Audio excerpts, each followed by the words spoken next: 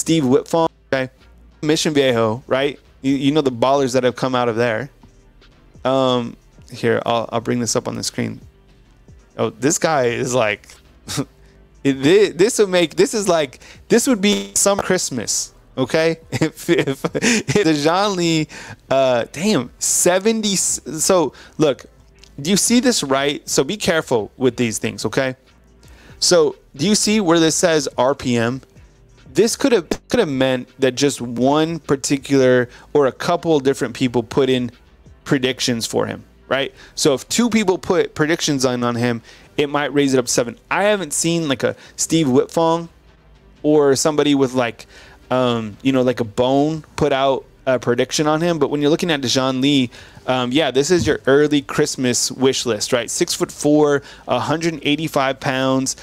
He's a 5-star, the #1 player in California. I'm surprised to see that he's, the 30th ranked player in the country. Must be an incredible class of 2025. This guy is outstanding. I mean, I love. Did Bone say that Bama is a leader for Dijon? Yeah. I mean, man, load him up. 6'4" corner. Give me all of that. Let me ask you this before I bring Merrill on. Merrill, you good, man? Give me a thumbs up if you can hear me. Okay. Let me ask you this. Or not. I would imagine that they are dealing with, the speeding incident. I'm sure that's up to Coach Kalen DeBoer. I haven't heard any updates on that. Who's the tallest corner that Alabama's had? Like tall corners, tall, rangy corners. Help me out. Was Kyrie Jackson? He was tall. Trey Amos, what was he, like 6'2"? Kevin Lynch is also saying, according to 24/7 Sports, Alabama is the leader. I don't know. Trayvon Diggs. What was Trayvon Diggs, like 6'2"? You get a 6'4" corner in. I like it. Let's bring on Coach Merrill. Patrick Surtain. Oh, man. Patrick Surtain. I love me some Patrick Surtain. We got Ty, too. Ty, what's up, man? What's going on? Hey, so Ty, we're talking about Dijon Lee, okay? Do we have like a start? Like, is there a date for Dijon Lee to announce? Like, because everyone inside the Undefeated was talking about, they feel that he could be the next guy to commit. I haven't seen like a commitment date on Dijon Lee. Do we have that? Yeah, I think he's going to take all of his visits before. Let me go back in my notes. I actually have. It's Washington, USC, right? So it goes Washington, May 31st, Georgia, June 7th, yeah. Texas, June 12th, Texas A&M, June 14th, Bama, June 21st. Interesting to note, though, 2 or 3 days after he released his visit schedule, he released his top 4, including Washington, Georgia, Texas A&M, Alabama. So I don't know if that Texas visit is going to happen. But I listen, I said in my video, and I'm going to say it here, this is a Bama-Georgia battle, right? Like, coming from Mission Viejo, Georgia now has Dante Williams, who is the cornerback coach at USC. And though I'm hard on USC's defense, I don't know that I can in good conscience blame Williams. That speed defense has proved to be problematic at multiple different stops, but he's got the relationship with the Zabian Brown. He's got the relationship with the Damani Jackson, and Alabama's after several other California prospects. So I don't know if he'll be the next. Dawson Merritt is an interesting one, because isn't his date like July 3rd? Something around that.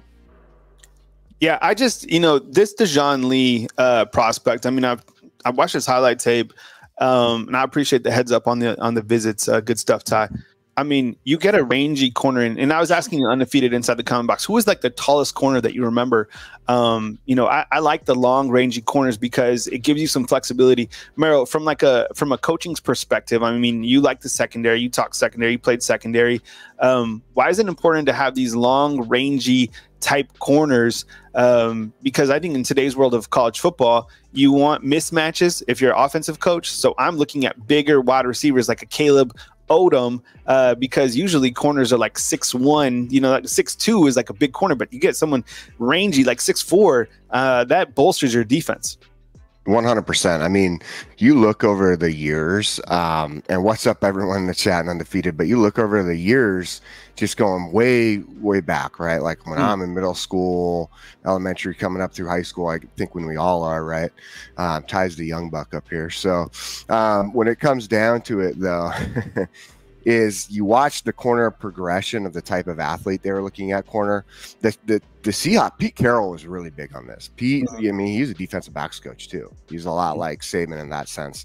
But he loved doing this kind of cover style with his cornerbacks where they were able to match up one-on-one. And if that ball is put up and deep, I mean, these guys could get up and get it. I mean, you look at Richard Sherman. At one point, they had another cornerback, and I'm blanking on his name right now, but he's like 6'5". He's huge, and that's when they had that Legion of Boom over for the Seattle Seahawks. So I think, the advantage aspect of it is, yes, you get to cover. I think when you think of length, you also think of stride. These guys can cover a lot of ground. I mean, look at Zay Mincy. Zay Mincy is a great example of this because Zay Mincy is very big. I'm going to be honest with you guys. Like, I look at him and something in my mind keeps wanting to go through this mindset of saying, oh, is he going to be a safety? Is he going to be a safety? But in the end of the day, I mean, you're right, Jarvis. Like, size on the edge, it matters. It's a big deal. And what we're asking our corners to do now, and coming downhill, especially maybe in this defense, what we're seeing, right, is what we're asking them to do is come down, get off that block, and match up, whether it's someone pulling, and force that run back inside into the lane. I also think, just from a standpoint where I get back to this is that size, you don't necessarily get caught up in that jam, right? Like, I'm going to be honest. There's a story going back to running 7-on-7s at University of Washington. We ran 7-on-7s against the Seahawks in the summer. I played a strong safety in that defense. I came down over Jeremy, gosh, dang it, the tight end from Seattle Seahawks at the time. They went to Super Bowl with Matt Hasselbeck and Sean Alexander. He got in a lot of trouble, that tight end. He also went to went to Washington at one point. Gosh, I cannot remember. His wife's a soccer player, Hope Solo, or was. I don't know if they're still married. You know what I'm talking about, right? Yeah. No, Jeremy freaking A. I cannot. Ask the undefeated. They'll know. Hope Solo, man. She was intense. She got into some got a mean right hook. Right? Hope Solo, yeah. I'm surprised we haven't seen her like on some celebrity like boxing type things. I mean, I'm surprised she's not in the UFC. She was a goalie, right? Wasn't she a goalie? She was a goalie. Yeah. She was part-time. Awesome, dude.